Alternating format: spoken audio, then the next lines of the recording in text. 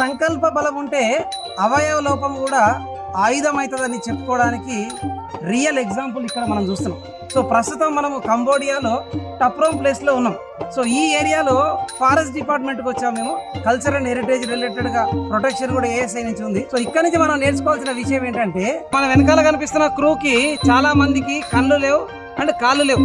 So కళ్ళు లేవు కానీ భవిష్యత్తు కనిపిస్తుంది, కానీ కాళ్ళు లేవు కానీ ప్రయాణం కొనసాగుతుంది. సో భగవంతుడు మనకు అన్ని కళ్ళు కాళ్ళు అన్ని ఇచ్చినా కానీ ఇంకా మనం పేరెంట్స్ మీద చాలా నిందలు వేస్తూ మీరేం సంపాదించి పెట్టారు, మీరే నాకు భవిష్యత్తు సరిగ్గా ఇయ్యలే, మీరు ఇంతకుముందుకు బాగా సంపాదించి పెట్టి ఉంటే నాకు ఇబ్బంది రాకపోవని మనం అంకలు చెప్తున్నాం. సో అలాంటప్పుడు మరి కళ్ళు లేని వారికి భవిష్యత్తు ఎట్లా కనిపిస్తుంది, కాళ్ళు లేని వారికి ప్రయాణం ఎట్లా అవుతుంది?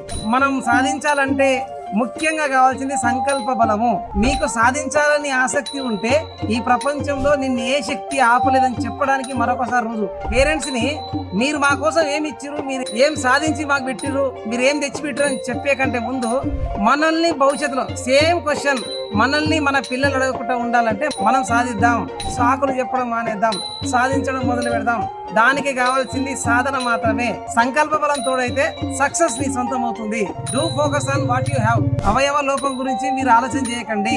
సో మీకు ఏ లోపం లేకపోయినా మీకున్న సిచ్యువేషన్స్ ని ఆయుధంలో మార్చుకొని ముందుకెళ్ళండి, అజేయుడిగా నిలవండి. And good luck.